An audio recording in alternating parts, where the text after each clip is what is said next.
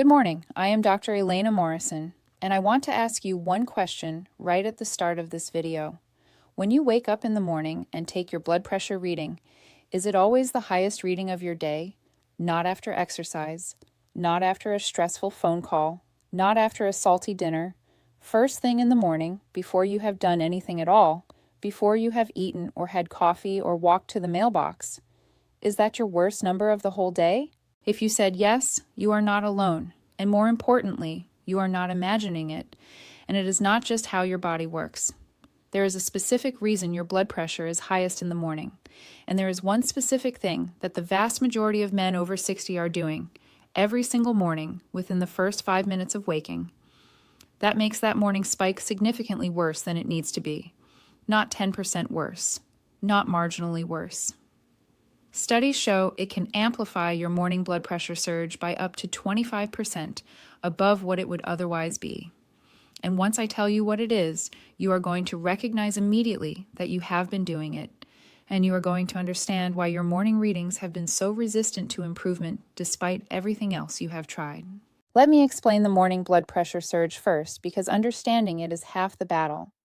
When you wake up, your adrenal glands, two small glands that sit just above your kidneys, release a large burst of cortisol into your bloodstream. This is called the cortisol awakening response, and it happens to every human being on Earth every single morning. It is not a problem. It is actually your body doing its job, preparing your heart, your muscles, and your brain for the demands of the waking day. Cortisol increases heart rate slightly, causes mild arterial constriction, and raises blood glucose for energy. In young men with flexible, healthy arteries, this cortisol surge is barely noticeable. The arteries flex with it. The pressure bumps up a few points and comes right back down. But in men over 60, men whose arterial walls have already stiffened from decades of natural aging, men whose arteries cannot flex and accommodate that pressure surge the way they used to, that same cortisol spike pushes blood pressure to genuinely dangerous peaks. 155 when the evening reading was 132. 160 when the afternoon reading was 140.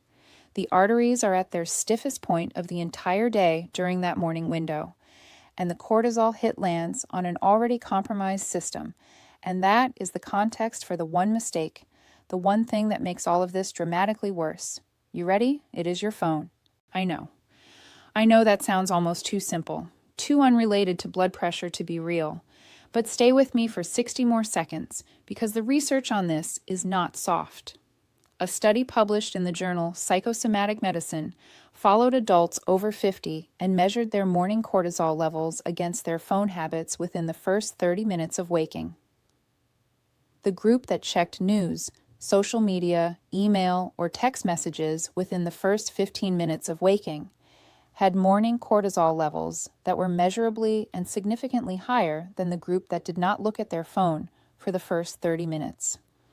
Not because they read anything particularly stressful, just the act of processing incoming information, headlines, messages, notifications, anything that requires your brain to respond, react, or feel something, activates your sympathetic nervous system at the exact moment when your cortisol is already naturally surging. The two stimuli stack. The cortisol that your body was already releasing hits at the same time as the cortisol triggered by the mental stimulation of the phone. And in men with already stiff arteries, that double cortisol hit can push morning readings to their absolute worst point.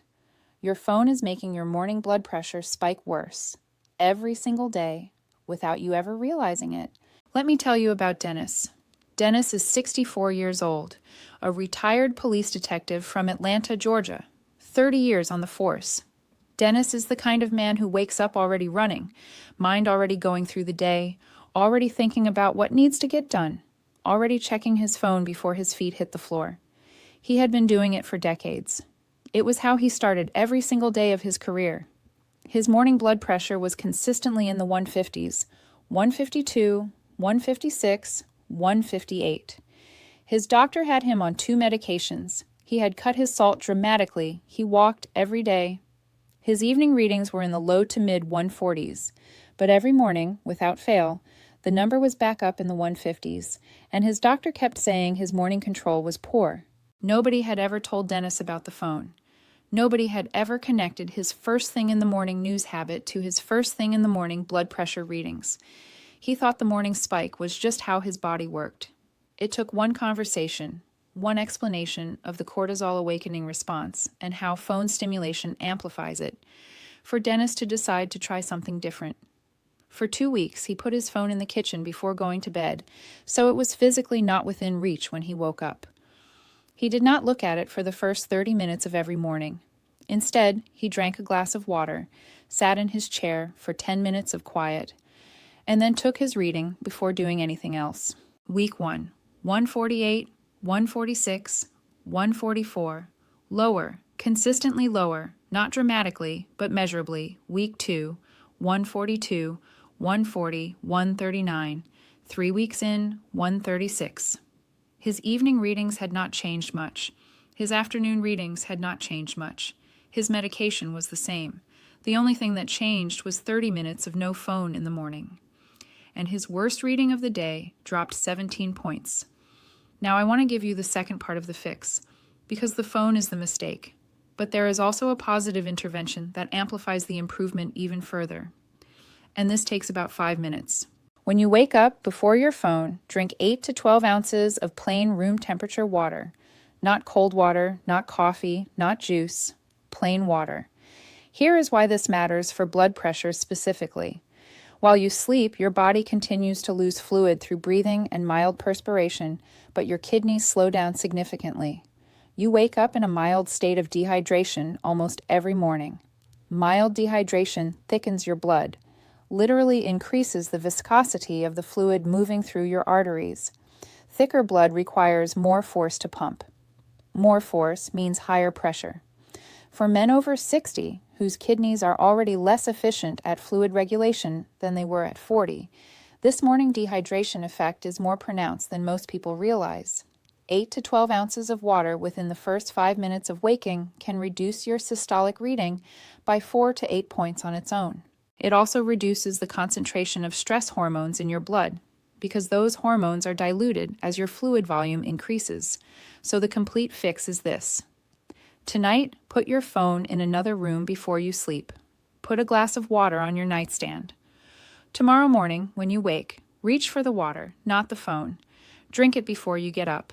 Sit quietly for 10 minutes. No screens, no news, no notifications.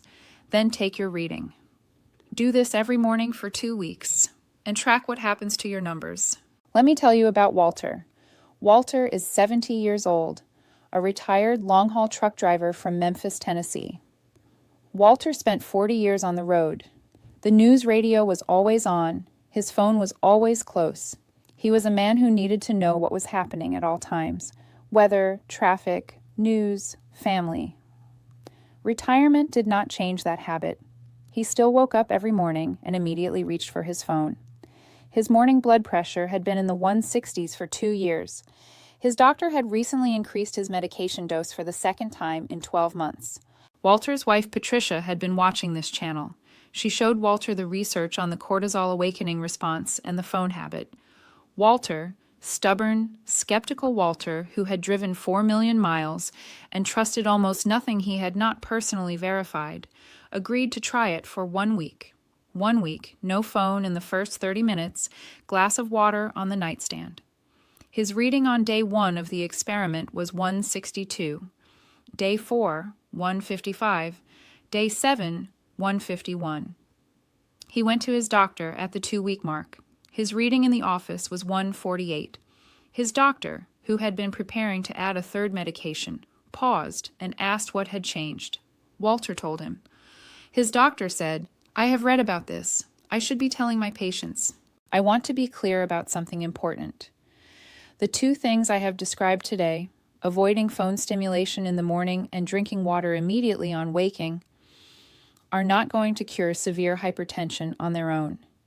If your systolic is consistently above 170, you need medical intervention, and you need it now. But for the enormous number of men whose blood pressure sits in that frustrating range of 140 to 165, where medications are managing it but not truly controlling it, where morning readings are always the worst of the day and nothing seems to fully fix that. These two simple morning habits address the actual mechanism behind the morning spike in a way that no medication specifically targets. The cortisol awakening response cannot be suppressed by lisinopril. It cannot be blocked by a beta blocker. It is a neurological and hormonal event, and it responds to behavioral interventions, specifically not feeding it with more stimulation at the exact moment it peaks. You remove the phone, you add the water, you give your cortisol surge nothing to stack with, and your arteries get 30 minutes of quiet to begin the day without being assaulted from two directions at once.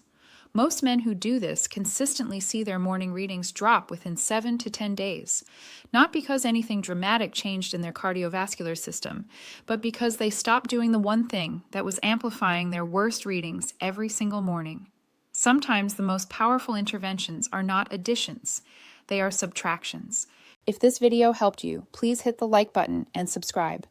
I release evidence-based strategies for men over 60 every single week, and I want every man watching this to have access to information that actually makes a difference. Leave your age and city in the comments. I genuinely read every single one, and share this with another man who wakes up every morning dreading that blood pressure reading. He deserves to know about this. Thank you for watching. See you in the next one.